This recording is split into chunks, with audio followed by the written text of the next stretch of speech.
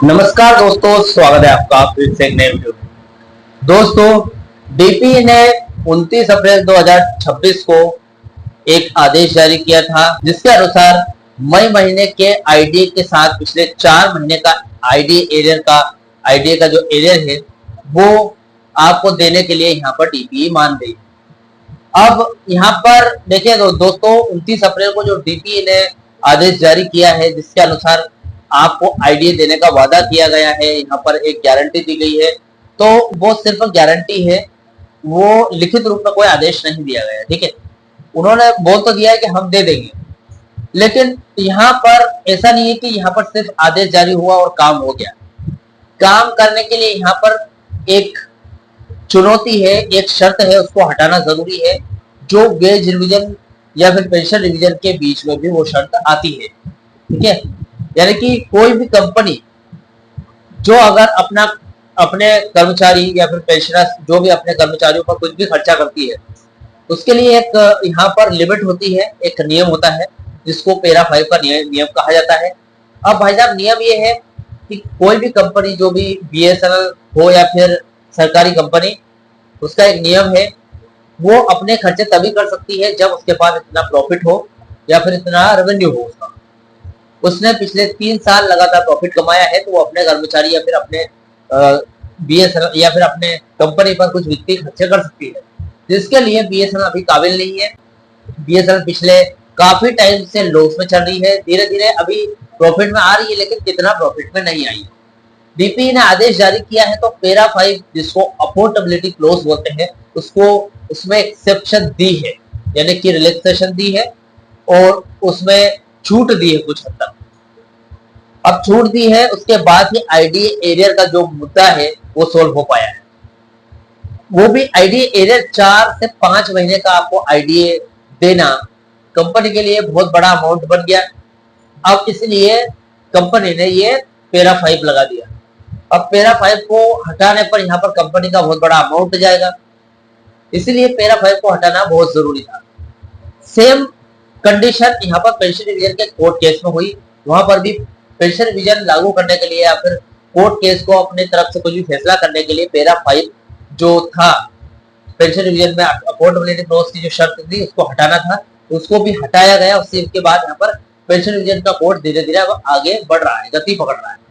ठीक है, इसी तरीके से पिछले 9 साल 3 महीने से कर्मचारियों का वेज सेटलमेंट है वो अटका हुआ है, और वहां पर भी पैरा 5 अगर हटा दिया जाए तो काफी अच्छा रहेगा। लेकिन जो मैनेजमेंट है वो para 5 affordability clause veg revision के लिए हटाने में इतना क्यों डर रही है, वो आज इस वीडियो में हम डिटेल तरीके से जानेंगे। उसी के साथ, जब वोडाफोन आइडिया जैसी बड़ी कंपनियों को रिवाइवल पैकेज दिया जा सकता है सरकार की तरफ से, और वो भी कम नहीं, 23,000 करोड़ रुपए का रिवाइवल पैकेज, जब इतना खर्चा प्राइवेट कंपनियों को सिर्फ स्टेबल करने के लिए लगाया जा सकता है, तो जो कर्मचारी है उनका वेज सेटलमेंट के लिए यहाँ पर अफोर्डेबिलिटी क्लॉज को हटाने में क्या दिक्कत आ रही है, क्यों डर रहे हैं मैनेजमेंट। जबकि ऐसी स्थिति में कर्मचारियों ने काम किया जब बीएसएनएल डूब रही थी, दिवालिया होने के कगार पर थी। जब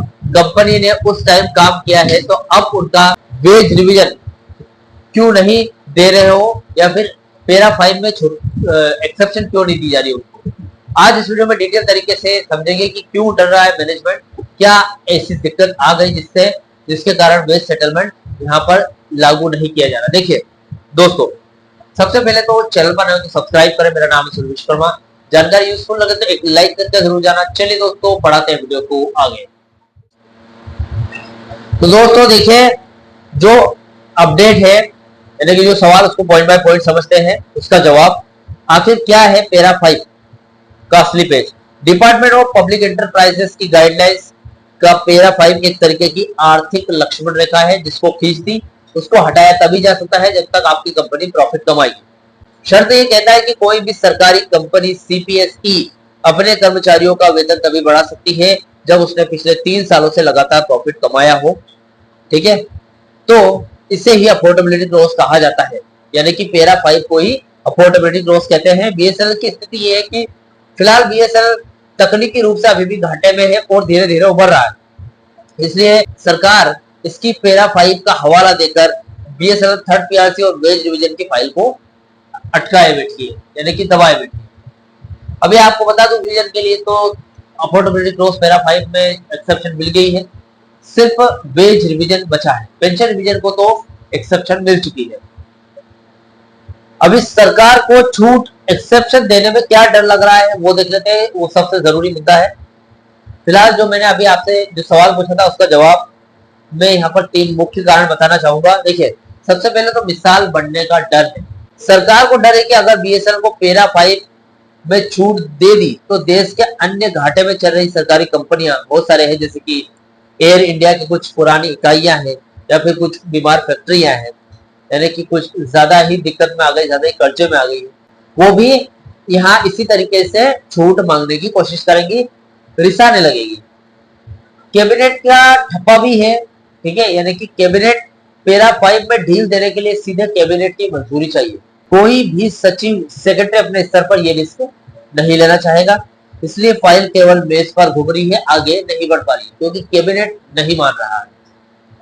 अभी प्राइवेट और सरकारी खेल को की अगर बात करें तो जैसा कि फिलहाल मैंने अभी आपको वीडियो में बताया, वोडाफोन आइडिया को राहत देने के लिए मार्केट स्टेबिलिटी की बात की जाती है कि मार्केट उनको रिवाइवल पैकेज दिया गया है क्योंकि मार्केट स्टेबिलिटी से अच्छी बनी रहेगी। कोई ना कोई जियो और एयरटेल के बाद कोई ना कोई तो वोडाफोन, कोई ना कोई तो प्राइवेट कंपनी रहनी चाहिए मार्केट में बीएसएनएल के अलावा। बीएसएनएल तो सरकारी में होगी, लेकिन प्राइवेट कंपनी को कम्पीट करने के लिए प्राइवेट कंपनी होनी जरूरी है। लेकिन बीएसएनएल कर्मचारियों का हक देना उनके लिए वित्तीय बोझ बन जाता है। ये सरासर भेदभाव है। प्राइवेट कंपनियों के नाम पर आपके पास से कम हजारों करोड़ रुपए निकल जाते हैं उनको रिवाइवल पैकेज देने के नाम पर। 23,000 करोड़ रुपए माफ कर दिए गए और 5 साल बाद उनको भरने के लिए बाकी का जो कर्ज है वो कहा गया। तो एक हिसाब से देखा जाए तो बीएसएनएल के कर्मचारियों का क्या दोष है, अफोर्डेबिलिटी क्लॉज एक्सेप्शन देना ही चाहिए उसमें। देखिए दोस्तों, अभी आपको पता है 17 मई 2026 को एक मीटिंग होने वाली है और उसी के साथ 11 मई को कल कोर्ट केस की तारीख है। वह अंतिम तारीख नहीं है, अंतिम सुनवाई नहीं है कल, लेकिन कोर्ट केस की तारीख है। उसमें यहाँ पर पैरा 5 के बारे में मुद्दा उठाया जा सकता है। आज की ताजा खबर के हिसाब से 11 मई यानी कि कल होने वाली हलचल और 17 मई की दिल्ली मीटिंग में इसी पैरा 5 का चर्चा होना तय है। आईडीए में जीत की अगर बात करूं तो राहत की बात है कि 24 अप्रैल को आए नए आदेश में डीपीई ने आईडीए वृद्धि से पैरा 5 हटा दिया है। इसका मतलब यह है कि अब आपका महंगाई भत्ता आईडीए रोकने के लिए मैनेजमेंट घाटे का बहाना नहीं बना सकता। जैसे कि वेज रिवीजन के लिए घाटे का बहाना हमेशा बनाता है मैनेजमेंट, और जो वेज सेटलमेंट उसको हमेशा रोक लेता है। 12 जून की चुनौती की अगर बात करें तो अब असली लड़ाई थर्ड पीआरसी के लिए पैरा 5 को हमेशा के लिए हटवाने की है।